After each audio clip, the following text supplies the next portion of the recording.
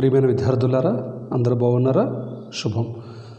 ఈరోజు ఆల్రెడీ మనం 9వ తరగతిలో ఉన్నటువంటి ఉపవాచకం ఆల్రెడీ మనం మొదటి పాఠాన్ని కంప్లీట్ చేసుకున్నాము, కొమరం భీం. రెండవ పాఠము సురవరం ప్రతాప్ రెడ్డి. మరి తెలంగాణ వైతాళికుడు సురవరం ప్రతాప్ రెడ్డి ఉపవాచకంలో నుంచి మనం గత అనేకమైనటువంటి విషయాల్ని మనం పరిశీలించాము. తెలంగాణలో కవులే లేరు అన్నటువంటి నిందా వ్యాఖ్యలకు గోల్కొండ కవుల సంచిక ద్వారా సమాధానం ఇచ్చినటువంటి వాడు, తన కృషి సమాజపరంగా సాగించినటువంటి ఉద్యమశీలి, సాహిత్య, సాంస్కృతిక, సామాజిక, రాజకీయ రంగాలలో బహుముఖ ప్రతిభ చాటినటువంటి ప్రజ్ఞాశాలి తెలంగాణ వైతాళికుడు సురవరం ప్రతాప్ రెడ్డి. మరి ఆయన జీవితము ఎట్లా స్ఫూర్తిదాయకమో ఈ పాఠం ద్వారా మనము తెలుసుకుంటూ ఉన్నాం. తెలంగాణలో తెలంగాణ సాహిత్యానికి, తెలంగాణ పత్రికా రంగానికి, మరి తెలంగాణలో అనేకమైనటువంటి సాంస్కృతిక పునరుజ్జీవనానికి ప్రాణం పోసినటువంటి గొప్ప త్యాగధనుడు, మహోన్నతమైనటువంటి వ్యక్తి, పత్రికా రంగంలో విశిష్ట సేవలు అందించినటువంటి త్యాగధనుడు మన యొక్క సురవరం ప్రతాప్ రెడ్డి. ఆంధ్ర ప్రాంతంలో కందుకూరు వీరేశలింగం పంతులు గారు, మరి వారితో పాటు చిలకమర్తి లక్ష్మీనరసింహరావు గారు, ఇలాంటి వాళ్ళ యొక్క సాహిత్యాన్ని బాగా చదువుకొని మరి కుల, మత, వర్గ, లింగ విచక్షణ లేనటువంటి నవ్య సమాజాన్ని స్థాపించాలని, తద్వారా మనుషుల్లో ఉన్నటువంటి అసమానతలు తీసివేయాలని, తెలంగాణ ప్రజల్లో చైతన్యం కలిగించాలని, తెలంగాణ భాషని, తెలంగాణ నుడికారాన్ని, తెలంగాణ సంస్కృతిని, తెలంగాణ యాసని ప్రధానంగా తీసుకొని ఒక పత్రికా రచయితగా, పత్రికా విలేకరిగా, పత్రికా ప్రూఫ్ రీడర్గా, గుమస్తాగా, మరి ఇలాంటి ఎన్నో అవతారాలు ఎత్తి సమాజ అభ్యున్నతి కోసం కృషి చేసినటువంటి త్యాగధనుడు మన యొక్క సురవరం ప్రతాప్ రెడ్డి. ఒక మంచి వాక్ పటిమ ఉన్నటువంటి వాడు. మనం చెప్పుకున్నాం, హైదరాబాదులో శ్రీకృష్ణ దేవరాయేంద్ర భాషా నిలయంలో జరిగినటువంటి నాచన సోమనాథుడి మరి ఉత్తర హరివంశం పైన జరిగినటువంటి ప్రసంగంలో వారు చేసినటువంటి ప్రసంగాన్ని మరి కవి సామ్రాట్, తొలి జ్ఞానపీఠ అవార్డు గ్రహీత విశ్వనాథ సత్యనారాయణరావు గారి చేత పొగడబడ్డటువంటి వాడు.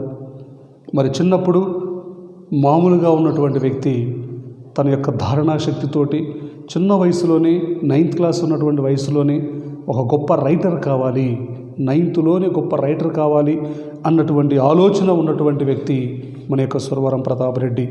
మరి ఒక మధ్య బాగా ఎన్నో ఇబ్బందులు పడుతున్నప్పటికీ భాష విషయంలో మరి సంస్కృత భాష కోసం తనకిష్టమైనటువంటి నాన్ వెజ్ను కూడా మానుకున్నటువంటి కవి సురవరం ప్రతాప్ రెడ్డి గారు. ప్రతాప్ రెడ్డి గారు పూర్వము మహబూబ్నగర్ జిల్లాలోని, జోగులాంబ జిల్లాలోని గద్వాల సంస్థానానికి రాజధానిగా ఉండినటువంటి బోరవెల్లి అనే గ్రామంలో మరి 28/5/1896 సంవత్సరంలో వీరు జన్మించారు. వీరి అసలు పేరు పాపిరెడ్డి అని చెప్పుకున్నాం మనం. మరి పాపిరెడ్డి గారు చిన్న వయసులో తనకు గోళీలంటే ఇష్టం, గోటీలు ఆడుతూ స్కూల్ మానేసేవాడు. దానికి కారణం వాళ్ళ గురువైనటువంటి రఘురామయ్య గారి యొక్క చండశాసనుడిగా ఉండటమే. తప్పు చేస్తే ఒళ్ళు హోనమైపోయేటట్టు కొట్టేవాడు. ఈత మెల్లి తీసుకొని కొడుతూ ఉంటే ఒళ్ళంతా హోనమైపోయేది. మరి అంతటి చండశాసనుడు వాళ్ళ గురువు గారు. అలాంటి గురువు దగ్గర చదువుకున్నటువంటి వ్యక్తి సురవరం ప్రతాప్ రెడ్డి గారు. మరి వాళ్ళ చిన్నాన్న తనకి మంచి క్రమశిక్షణ నేర్పి ఒక టైం టేబుల్ ఇచ్చి, ఆ టైం టేబుల్ ప్రకారం నువ్వు జీవించాలని చెబితే దాని ప్రకారమే జీవించినటువంటి వ్యక్తి రెడ్డి గారు. మరి చిన్న వయసులోనే తను ఎన్నో కష్టాలు పడ్డాడు, ఎన్నో బాధలు పడ్డాడు. చదువుకోవటానికి ఎంతో తహతహలాడేవాడు. మరి గొప్ప గొప్ప సాహిత్యం చదువుకోవడం వల్ల భాష పైన ఎంతో మమకారాన్ని పెంచుకున్నాడు. మద్రాస్ ప్రెసిడెన్సీ కాలేజీలో చదువుకున్నాడు. మరి ఆ తర్వాత హైదరాబాదులో రెడ్డి హాస్టల్ కూడా నిర్వహించాడని చెప్పుకున్నాం మనం. మరి ఇలాంటి ఎన్నో వాటిని నిర్వహించి సమాజ అభ్యున్నతి కోసం కృషి చేశాడు సురవరం ప్రతాప్ రెడ్డి గారు. తర్వాత మరి తెలంగాణలో ఒక పత్రికా రంగాన్ని ఏర్పాటు చేసి తద్వారా సమాజాన్ని బాగుపరచాలి అన్నటువంటి కుతూహలంతో మరి మే 10, 1926 1926 మే 10వ తారీఖున మరి గోల్కొండ అన్నటువంటి పత్రికని తెలంగాణలో హైదరాబాదులో వారు స్థాపించారు. అయితే దానికి ముందు దేశబంధు అన్నటువంటి పేరు పెట్టాలనుకున్నాడు. కానీ మరి నిజాం ప్రభు దానికి పర్మిషన్ ఇవ్వలేదు. ఎందుకంటే మరి తెలంగాణలో ఉంటూ నిజాం సర్కార్ కాలంలో ఉంటూ మరి నిజాం ప్రభువుకు సంబంధించినటువంటి పేరు పెట్టకుండా దేశానికి సంబంధించి మరి ఇండియన్ ఫ్రీడమ్ మూమెంట్కి సంబంధించి భారత స్వాతంత్ర ఉద్యమం గురించినటువంటి దేశబంధు అనే పేరు తనకు నచ్చలేదని చెప్పి పర్మిషన్ ఇవ్వలేదు. దాంతో చేసేదేం లేక దాన్ని పక్కన పడేసి గోల్కొండ అనే పేరుతోటి 1926 మే 10వ తారీఖున మరి ఒక పత్రికని వాళ్ళు ప్రవేశపెట్టడం జరిగింది. మరి ఒక పత్రిక పెట్టడం అంటే ధనముతో జనముతో కూడుకున్నటువంటి పని. డబ్బు కావాలి, మరి వర్కర్స్ కావాలి.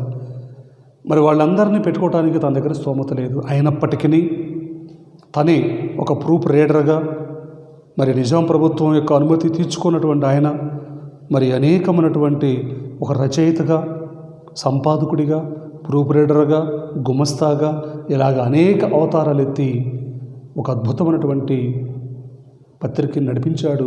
సుమారు 20 సంవత్సరాలకు పైగా 23 సంవత్సరాల పాటు సుదీర్ఘంగా నడిపించినటువంటి పత్రిక గోల్కొండ పత్రిక. మరి ఆనాడు మరి షోయబుల్లా ఖాన్ అన్నటువంటి ఒక సంపాదకుడిని నడి రోడ్డు మీద నిజాం సర్కార్ సైనికులు కాసిం రజ్వీ నాయకత్వంలో వచ్చి వారిని భయంకరంగా కత్తితో నరకటం జరిగింది. అంటే నిజాం ప్రభుత్వానికి వ్యతిరేకంగా ఎటువంటి కావ్యాలు రాసినా, ఎటువంటి వ్యాసాలు రాసినా మరి నడి రోడ్డు మీద చంపటం అనేది ఆనాడు ఉన్నటువంటి ఆనవాయితీ. అయినా సరే భయపడకుండా ధైర్యంగా నిజాం ప్రభువుని ఎండగడుతూ నిజాం ప్రభువుకి వ్యతిరేకంగా ఎన్నో వ్యాసాలు రాశాడు, రాపించాడు, కవుల్ని ప్రోత్సహించాడు సురవరం ప్రతాప్ రెడ్డి గారు.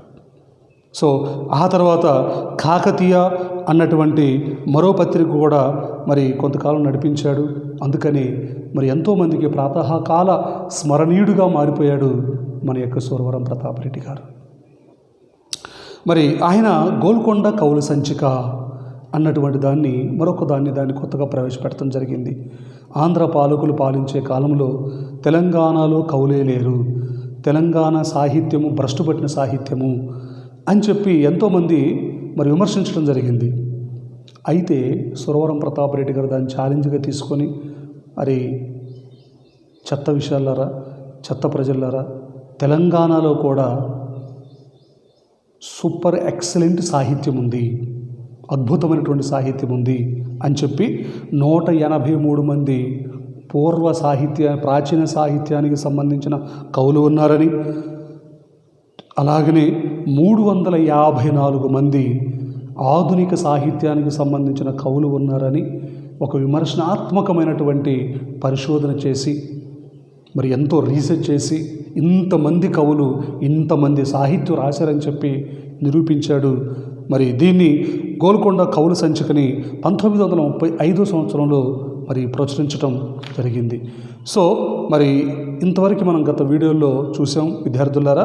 మరి ఈరోజు మనం మరి వారికి వివిధ సమస్యలతోటి వారికి ఎలాంటి అవినాభావ సంబంధం ఉంది, మరి వారికి ఎవరితోటి ఏ విధమైనటువంటి అవినాభావ సంబంధం ఉంది అన్నటువంటి విషయాలు, మరి వాటితో పాటు వారి సాహిత్యానికి ఎటువంటి సేవ చేశారు, మరి భాషకు సంబంధించి మరి వాళ్ళు ఎలాంటి సేవ చేశారు, మరి వారి యొక్క వ్యక్తిత్వం ఏంటి, ఇవన్నీ కూడా మనం ఈరోజు ఈ క్లాస్లో నేర్చుకోబోతున్నాం. చూడండి, పేజీ నెంబర్ 146 పేజీ, వివిధ సంస్థలతో ఉన్నటువంటి అనుబంధము. ఈరోజు మనం 3వ భాగంలో మరి వారికి ఎవరితో ఎటువంటి అవినాభావ సంబంధం ఉంది అన్నటువంటి విషయాలు మనం ఇప్పుడు చూస్తాం. చూడన్నా, పరాయి భాష దౌర్జన్య ప్రపంచనానికి అల్లాడుతున్నటువంటి తెలుగు దీపాన్ని ఆరిపోకుండా చూసుకోవటానికి ఆవిర్భవించింది ఆంధ్ర మహాసభ.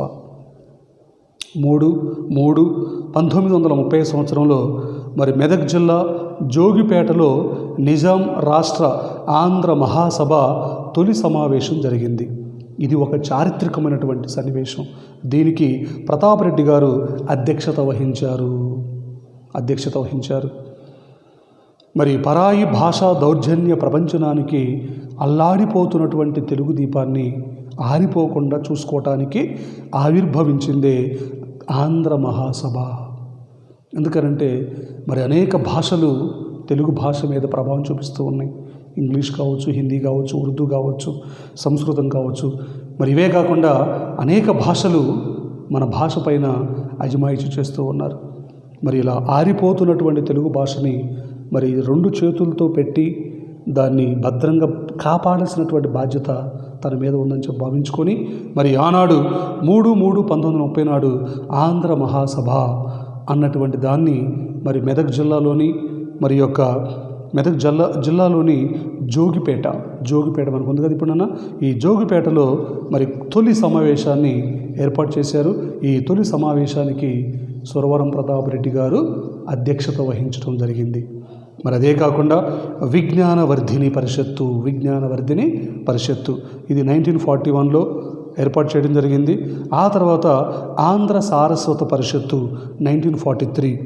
మరి వ్యవస్థాపకులైనటువంటి సభ్యులైనటువంటి ప్రతాప్ రెడ్డి తర్వాత అధ్యక్షుడిగా బాధ్యతల్ని నిర్వర్తించారు. కులమతాల పట్టింపు లేని ఈయన యాదవ సంఘం, ముదిరా సంఘం, గౌడ సంఘాలకు కూడా అధ్యక్షులుగా ఉన్నాడు. హైదరాబాద్ ఆయుర్వేద సంఘం అధ్యక్షులుగా, ఆంధ్రప్రదేశ్ గ్రంథాలయ సంఘ ఉపాధ్యక్షుడిగా సేవలందించారు. శ్రీకృష్ణ దేవరాయాంధ్ర భాష నిలయము, మరి లక్ష్మణరాయ పరిశోధక మండలి, బాల సరస్వతి గ్రంథాలయం, వేమన గ్రంథాలయం మొదలైనటువంటి సంస్థలతోటి సన్నిహిత సంబంధాలు ఉండేవి. తనకు ఆనాడు తెలంగాణలో ఉన్నటువంటి సాహితీ సాంస్కృతిక సంస్థలతో ప్రత్యక్షంగానో పరోక్షంగానో ఈయనకు అనుబంధం అనేది ఉండేది. అందుకే అతడు లేని తెలంగాణ అలంకరణ లేని జానా అన్నాడు దాశరథి కృష్ణమాచార్యులు గారు. అతడు లేని తెలంగాణ అలంకరణ లేని జానా అన్నాడు మన యొక్క దాశరథి కృష్ణమాచార్యులు. కాబట్టి సురవరం ప్రతాప్ రెడ్డి గారు ఇంతటి సంస్థలతోటి, ఆంధ్ర భాషతోటి, ఆంధ్ర భాష మహాసభలతోటి, మరి విజ్ఞాన సరస్వతి పరిషత్తు, ఆంధ్ర సారస్వత పరిషత్తు, మరి ఇవే కాకుండా మరి యాదవ సంఘాలు, ముదిరా సంఘాలు, గౌడ సంఘాలు, మరి ఇవి కాకుండా కుల మత వర్గ లింగ విచక్షణ పట్టింపు లేనటువంటి అనేకమైనటువంటి సమస్యలతోటి రెడ్డి గారికి సంబంధం ఉండేది. మరి వారందరినీ కూడా కలుపుకుంటూ వారందరితో కలిసి వీరు సమాజానికి ఉపయోగపడే అనేకమైనటువంటి పనులు చేయటం జరిగింది. సమాజాన్ని ఉద్ధరించడం కోసం, సమాజంలో భాషని, తెలుగువాడి యొక్క ఆత్మీయ గౌరవాన్ని కాపాడటానికి అహర్నిశలు శ్రమించినటువంటి వ్యక్తి మన యొక్క సురవరం ప్రతాప్ రెడ్డి. కాబట్టి మరి సురవరం ప్రతాప్ రెడ్డి చేసినటువంటి సాహస కృత్యాలు, సురవరం ప్రతాప్ రెడ్డి చేసినటువంటి మహోన్నతమైనటువంటి త్యాగాలు అన్నీ ఇన్ని కాదు. కాబట్టి విద్యార్థులారా, మరి సురవరం ప్రతాప్ రెడ్డి యొక్క త్యాగ గుణాన్ని, త్యాగశీలత్వాన్ని, త్యాగధనంతో కూడుకున్నటువంటి మహోజ్వలమైనటువంటి ఎన్నో విషయాల్ని మనం ఇప్పటివరకు చూసాము. మరి అంతటి గొప్ప ధనుడు, మనసున్నటువంటి మహారాజు సురవరం ప్రతాప్ రెడ్డి. సాహిత్యానికి సంబంధించి మరి వారు సాహిత్యానికి ఏ విధంగా సేవ చేశాడు చూడండి. మరి ఎన్నో సాహిత్య ప్రక్రియలకు సమర్థంగా నిర్వహించారు ప్రతాప్ రెడ్డి గారు. కవిత్వము, కథ, నవల, నాటకం, వ్యాసము, జీవిత చరిత్ర ఇలాంటి ఎన్నో ప్రక్రియల్లో వారు రచనలు చేయటం జరిగింది. గ్రంథ పరిష్కరణలు, జానపద సాహిత్య సేకరణ చేశాడు. పరిశోధనాత్మక గ్రంథాలు కూడా వీరు ప్రకటించడం జరిగింది. కాబట్టి మరి సురవరం ప్రతాప్ రెడ్డి గారు భాషకు సంబంధించి, సాహిత్యానికి సంబంధించి మరి ఎన్నో రకాల సేవలు చేశాడు. మరి సాహిత్య ప్రక్రియల్లో ఒక అద్భుతమైనటువంటి పాత్ర నిర్వహించాడు. మరి కవిత్వాన్ని, కథ, నాటకం, జీవిత చరిత్ర, వ్యాసము ఇలాంటి ఎన్నో ప్రక్రియల్లో అందివేసినటువంటి చేయిగా ఉన్నటువంటి వ్యక్తి సురవరం ప్రతాప్ రెడ్డి గారు. వారి యొక్క ప్రతిభ అనన్యమైనటువంటిది, వారి జ్ఞానము విజ్ఞానంతో కూడుకున్నటువంటిది. కాబట్టి మరి ఇలాంటి ప్రక్రియల్లో ఆరితేరుతూ ఒక పక్కన గ్రంథ పరిష్కరణలకు దారి చూపుతూ విమర్శకుడిగా, సాహితీవేత్తగా, సాహితీ భాష కోవిదుడిగా మరి అనేక ప్రక్రియల్లో అందివేసినటువంటి చేయిగా ఉన్నటువంటి రెడ్డి గారు తెలుగు భాషని, తెలుగు సంస్కృతిని, తెలుగు నుడికారాన్ని, తెలంగాణ భాషని, యాసని పుణికిపుచ్చుకున్నటువంటి మహోన్నతమైనటువంటి కర్తవ్యోమోకుడు సురవరం ప్రతాప్ రెడ్డి గారు.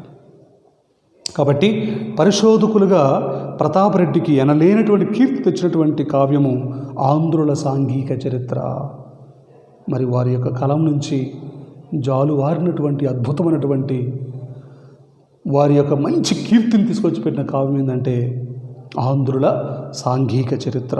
మరి హిందువుల పండుగలు, రామాయణ విశేషములు, రాజుల చరిత్రగా చలామణి అయ్యే కాలంలో ప్రజల సాంఘిక చరిత్రే అసలైనటువంటి చరిత్రగా ఆవిష్కరింపజేశాడు ప్రతాపరెడ్డి గారు. మరి చరిత్ర రచనకు ఈయన గ్రంథము ఒక వజ్రబంతి లాంటిది. అందుకే కేంద్ర సాహిత్య అకాడమీ పురస్కారాన్ని పొందినటువంటి మొదటి గ్రంథంగా చరిత్ర సృష్టించగలిగింది ఈ యొక్క మరి ఆంధ్రుల సాంఘిక చరిత్ర. సురవరం ప్రతాపరెడ్డి గారు ఎన్నో కావ్యాలు రాశాడు.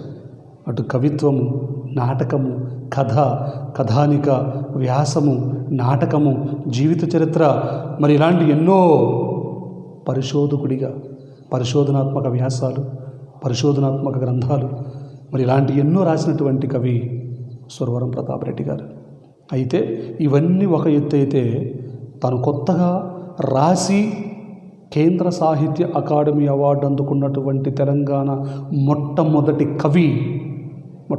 కవి సురవరం ప్రతాపరెడ్డి గారు. ఏ కావ్యానికి అనంటే ఆంధ్రుల సాంఘిక చరిత్ర. ఈ కావ్యము అద్భుతమైనటువంటి కావ్యం. న భూతో న భవిష్యతి అన్నటువంటి విధంగా అనేకమైనటువంటి కోణాల్లో తెలంగాణలో ఉన్నటువంటి సామాజిక నేపథ్యాన్ని, సాంస్కృతిక నేపథ్యాన్ని, రాజకీయ నేపథ్యాన్ని, ప్రజల యొక్క కష్ట సుఖాలని, ప్రజల యొక్క జీవన విధాన శైలిని మరి ఇలా ఎన్నో కోణాల్లో ఆవిష్కరింపజేసినటువంటి అద్భుతమైనటువంటి మనోహరమైనటువంటి కావ్యము ఆంధ్రుల సాంఘిక చరిత్ర. శ్రీయుత ప్రతాపరెడ్డి గారిచే విరచితమైనటువంటి హిందువుల పండుగలు మరో కావ్యమా హిందువుల పండుగలు. ఇది కూడా మరి హిందువులు జరుపుకునే పండుగలు ఏంటి, ఆ పండుగలకు ఉన్నటువంటి ప్రాముఖ్యత ఏంటి, ఆ పండుగల్లో మరి హిందువులు ఎలాంటి ధర్మ ఆధ్యాత్మిక పనులు చేస్తారు, ఇలాంటి విషయాల్ని రాసినటువంటి కవి మన హిందువులు పండుగలు. మరి ఇదే కాకుండా వారు ఎన్నో అద్భుతమైనటువంటి కావ్యాలు రాశారు. మరి ఇదే కాకుండా హిందువుల పండుగలు వెనుక ఉన్నటువంటి నేపథ్యాలు, ఆచార సంప్రదాయాలు తెలిపే ప్రామాణిక గ్రంథము హిందువుల పండుగలు. మరి తెలంగాణలో కాకుండా భారతదేశంలోనే మరి హిందువుల పండుగలేంటి, ఆ పండుగల యొక్క నేపథ్యాలేంటి, ఆ పండుగ యొక్క ఆచార వ్యవహారాలేంటి, మరి ఇలాంటి ఎన్నో ప్రామాణికమైనటువంటి గ్రంథాన్ని మరి హిందువుల పండుగలు మరి యొక్క అనేకమైనటువంటి విశేషాలన్నింటినూ పురాణ శాస్త్ర ప్రామాణికంగా తెలిపాడు ఈ యొక్క కావ్యాలు. శ్రీయుత ప్రతాపరెడ్డి గారిచే విరచితమైనటువంటి హిందువుల పండుగలు అన్నటువంటి గ్రంథమునకు మరి విపులముగా పీఠిక రాయుటకు నాకు వ్యవధి చాలదు, శక్తియు చాలనిది అని ఆనాటి భారత రాష్ట్రపతి, ఉపరాష్ట్రపతి మరి సర్వేపల్లి రాధాకృష్ణన్ గారు అభిప్రాయపడినారంటే ఈ గ్రంథ విశిష్టతను మళ్ళీ మనం ప్రత్యేకంగా చెప్పవలసినటువంటి పని లేదు. ఎందుకంటే ఈ మన హిందువుల పండుగలు అనే ఈ కావ్యానికి తొలి మాట, ముందు మాట పీఠిక అంటే ఏంటి, గ్రంథ నేపథ్యాన్ని పరిచయం చేస్తూ రచయిత కానీ వేరొకరు కానీ రాసే పరిచయ వాక్యాలనే పీఠిక అంటారు. దీనికి ముందు మాట, మున్నుడి, నానుడి, ఆముఖం, నీముఖం ఇవన్నీ కూడా పేర్లు చెప్పొచ్చు. ఓకే, సో దీనికి పీఠిక రాసినటువంటి డాక్టర్ సర్వేపల్లి రాధాకృష్ణన్ గారు మరి భారత రాష్ట్రపతి, ఉపరాష్ట్రపతిగా పనిచేశారు. మరి వీరు నా జీవితాంతము చదివినా కానీ దానికి పీఠిక నేను రాయలేను. ఆయన ఏం చెప్పాడంటే, నాకు వ్యవధి చాలదు, శక్తియు చాలనిదే ఆనాటి భారత రాష్ట్రపతి, ఉపరాష్ట్రపతి అయినటువంటి సర్వేపల్లి రాధాకృష్ణ గారు చెప్పినటువంటి మాటలు ఇవి. ఎంత రాసినా ఇంకా బ్యాలెన్స్ ఉంటుంది అనే విధంగా మరి యొక్క కావ్యాన్ని తీర్చిదిద్దినటువంటి మహోన్నత వ్యక్తి మరి సురవరం ప్రతాపరెడ్డి గారు. సాహిత్యం ఆనందాన్నే కాదు, ఉపదేశాన్ని ఇవ్వాలి. ప్రతాపరెడ్డి భక్త తుకారం అనే నాటకంలో పలికించినటువంటి ఈ పద్యం మరి ఎంతో స్ఫూర్తిదాయకమైనటువంటిది. సురవరం ప్రతాపరెడ్డి గారు ఒక పరిశోధన కవి.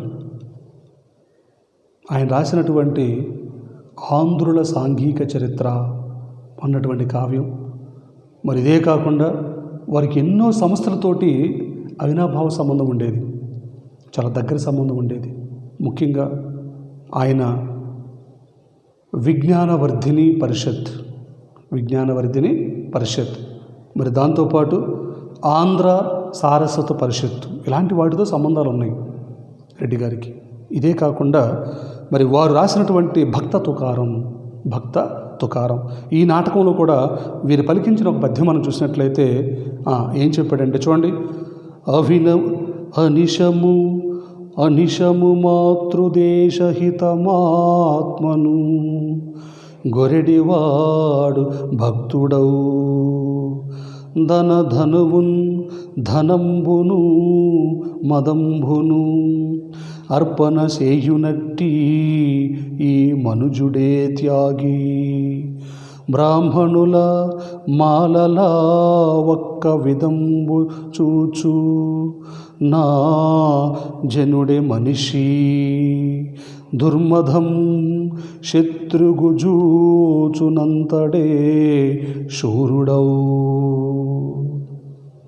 కాబట్టి అనిశము మాతృదేశహిత ఆత్మను గోరెడువాడే భక్తుడవు ధనతనువున్ ధనంబును మదంబును అర్పణ చేయునట్టి ఓ మనుజుడే త్యాగి బ్రాహ్మణుల మాలల ఒక్క విధంబు చూచు ఆ జనుడే మనిషి దుర్మధము శత్రుగా జూచు అతండే శూరుడవు.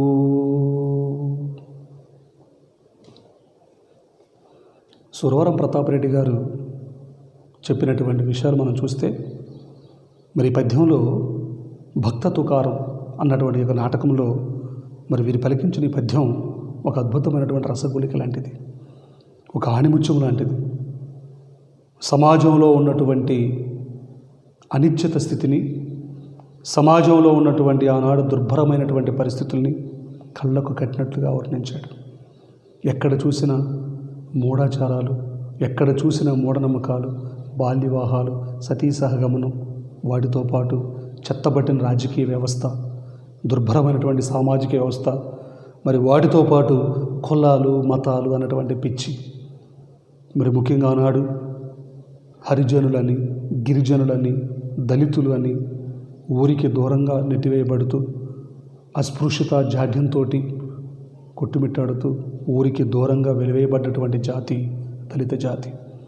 అలాంటి దళిత జాతుల్లో ఉన్నటువంటి వాళ్ళు మరి బ్రాహ్మణులు, క్షత్రియులు, వైశ్యులు, శూద్రులని ఇలా వర్ణ వివక్ష చేసి అగ్ర కులానికి సంబంధించినటువంటి వాళ్ళు మరి తక్కువ కులానికి సంబంధించినటువంటి వాళ్ళపైన ఏ విధంగా దాడి చేశారు, వారిని ఎలాంటి ఒక మనిషి కంటే కూడా హీనంగా చూడబడుతూ ఉంటే వారు దుర్భరమైనటువంటి జీవితాన్ని గడుపుతూ దేవాలయ ప్రవేశం లేక, గ్రామ ప్రవేశం లేక, మరి ఊర్లో ఉన్న చెరువులో నీటిలో ఏమాత్రం కూడా తాగటానికి యోగ్యత లేక మరి ఇలాంటి దుర్భరమైనటువంటి జీవితం గడుపుతూ ఉంటే మరో పక్కన మహాత్మా గాంధీ, వారికంటే బలంగా బాబాసాహెబ్ డాక్టర్ బిఆర్ అంబేద్కర్ ఇలాంటి వాళ్ళు ఎంతోమంది పోరు చేస్తూ ఉంటే అలాంటి వాళ్ళ యొక్క కోవకు చెందినటువంటి రెడ్డి గారు కూడా ఈ పద్యంలో కూడా మనకి ఏం చెప్పాడంటే, మరి ఎంతోమంది బడుగు బలహీన వర్గాల వారు ఉంటారు, మరి వారందరూ కూడా ఎంతో దుర్భరమైనటువంటి జీవితం గడుపుతూ ఉంటారు.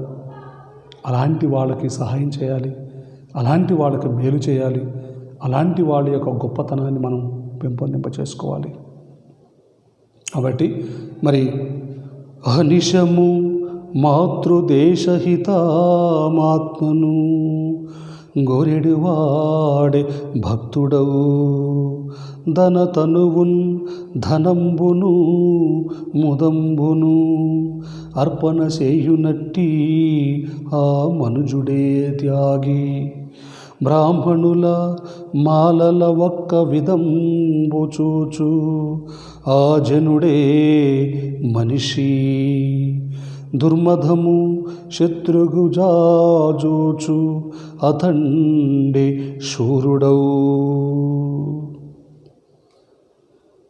దేశాన్ని, దేశం యొక్క గౌరవాన్ని కాపాడేవాడే నిజమైనటువంటి మనిషి. మరి నిజమైనటువంటి భక్తుడు తన శరీరాన్ని ధనంబును మదంబున అర్పణ చేయనట్టువాడు. నిజమైనటువంటి భక్తుడు డబ్బులు లేదంటే పూజలు పునస్కారాలు దానం చేయటం కాదు, వాడిలో ఉన్నటువంటి మదాన్ని, గర్వాన్ని, వాడిలో ఉన్నటువంటి చెడ్డ గుణాలని అర్పణగా వదిలిపెట్టాలి. అప్పుడే వాడే నిజమైనటువంటి భక్తుడు. నిజమైనటువంటి భక్తుడు ఎవడు? తనలో ఉన్నటువంటి గర్వాన్ని, తనలో ఉన్నటువంటి కోపాన్ని, తనలో ఉన్నటువంటి చెడు అలవాట్లని వదిలిపెట్టినటువంటి వాడే నిజమైనటువంటి భక్తుడు.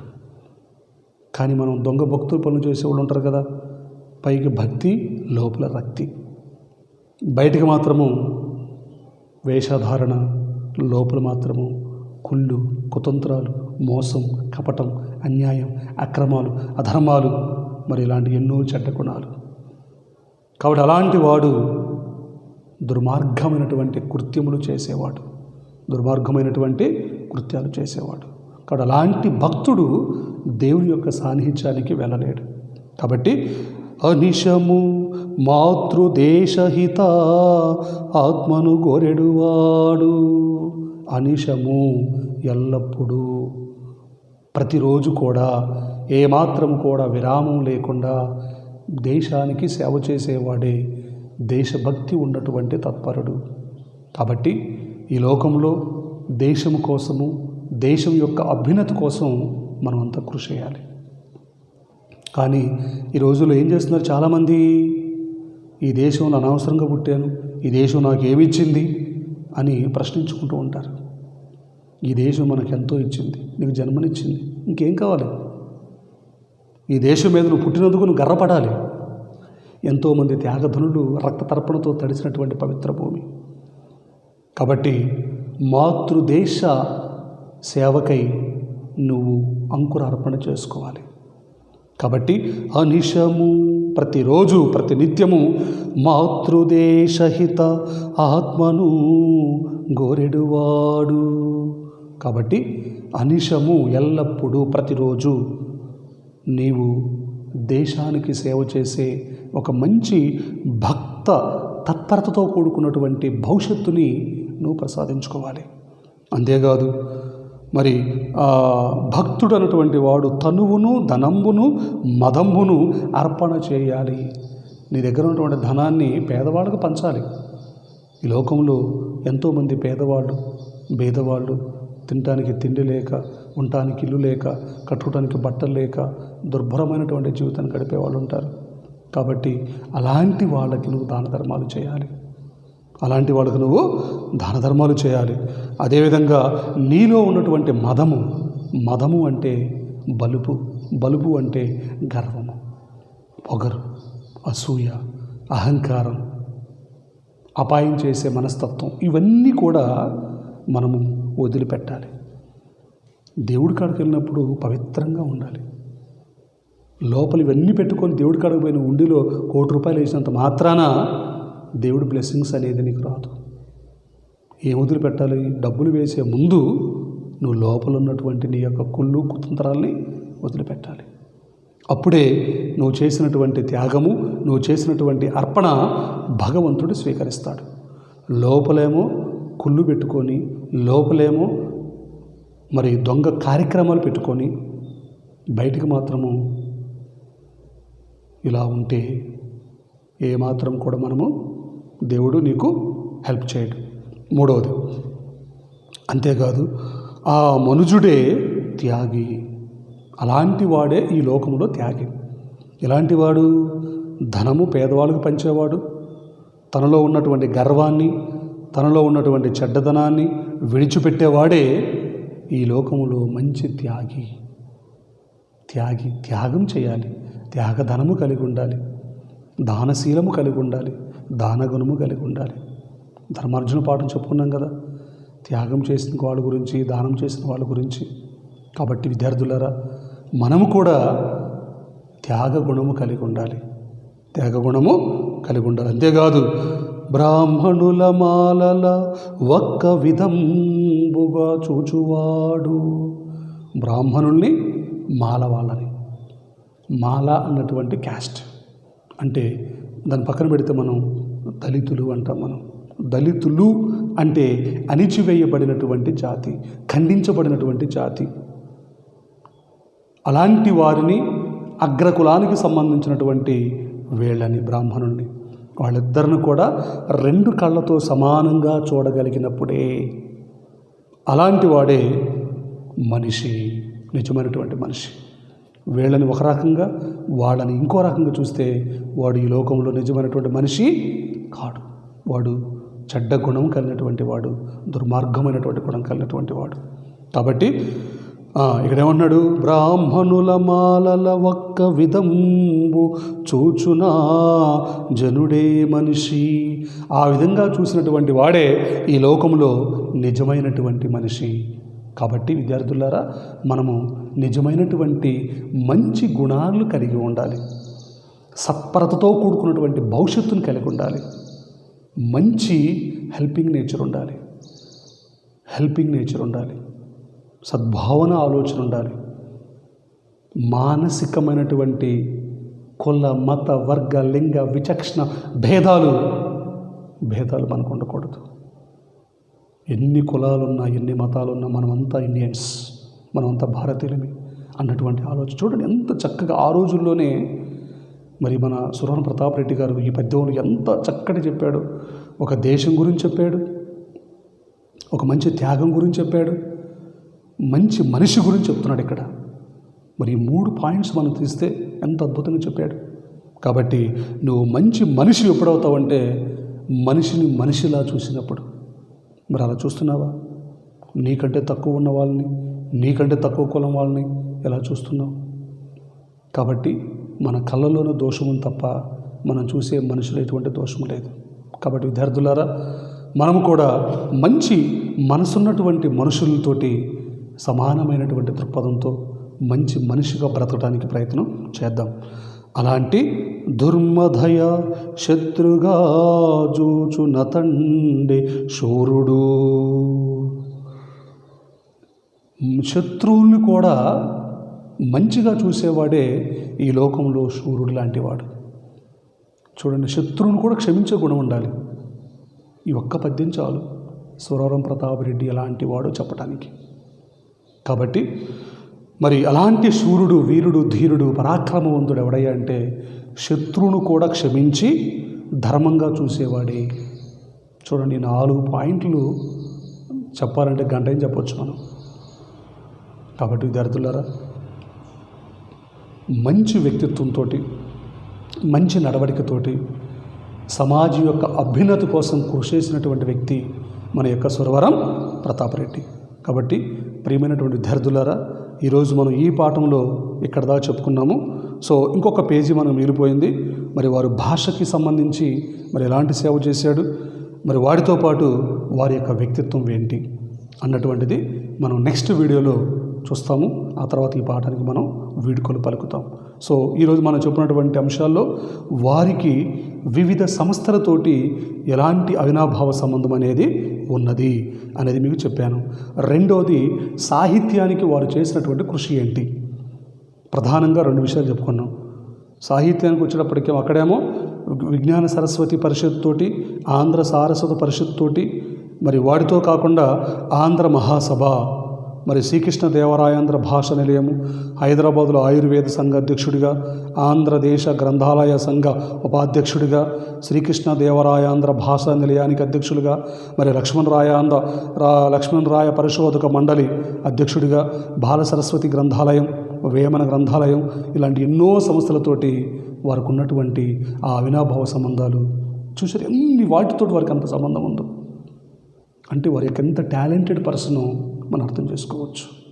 కాబట్టి విద్యార్థులారా, ఇది ఈరోజు మనం చెప్పినటువంటి అంశాలు. ఈరోజు చెప్పినటువంటి అంశాల నుంచి ఎగ్జామినేషన్లో మనకి ఎలాంటి ప్రశ్నలు రావచ్చు. క్వశ్చన్ నెంబర్ 1, సురవరం ప్రతాపరెడ్డి గారికి వివిధ సంస్థలతో ఎటువంటి అనుబంధం అనేది ఉండేది? ఎలాంటి అనుబంధం అనేది వారికి ఉండేది? ఇదో ప్రశ్న అడుగుతాడు. రెండవది, సురవరం ప్రతాపరెడ్డి తెలుగు సాహిత్యానికి చేసినటువంటి సేవ ఎటువంటిది? తెలుగు సాహిత్యానికి చేసినటువంటి సేవ ఎటువంటిది? ఇదొకటి. మూడో ప్రశ్న, సురవరం ప్రతాపరెడ్డి యొక్క సామాజిక అభ్యున్నతి కోసం వారు చేసినటువంటి త్యాగం ఏంటి? లేదంటే సురవరం ప్రతాపరెడ్డి చెప్పినటువంటి మంచి మాటలు ఏంటి? మనం చెప్పుకున్న లాస్ట్ పద్యంలో దేశానికి ఉపయోగపడే దేశభక్తుడిగా, కుల మతాలు విడిచిపెట్టినటువంటి ఆలోచనపరుడిగా, శక్తియుక్తుడిగా, భారతీయ శూరుడిగా ఏ విధంగా ఉండాలో ఇవన్నీ మనం చెప్పుకున్నాం కదా నాన్న. సో అలాంటి జీవితాన్ని మనం గడుపుతూ తద్వారా మంచి భవిష్యత్తుని మంచి నడవడికతో ముందుకు పోవడానికి ప్రయత్నం చేద్దాం. సో ఇది ఈరోజు మనం చెప్పుకున్నటువంటి సురవరం ప్రతాపరెడ్డి గారికి సంబంధించినటువంటి అంశాలు.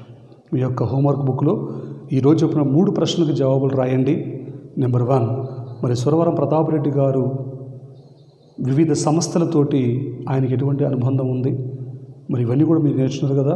ఇంకా రెడ్డి గారికి సంబంధించిన సమాచారాన్ని మరి అంతర్జాలంతో సేకరించి క్రోడీకరించడానికి ప్రయత్నం చేయండి.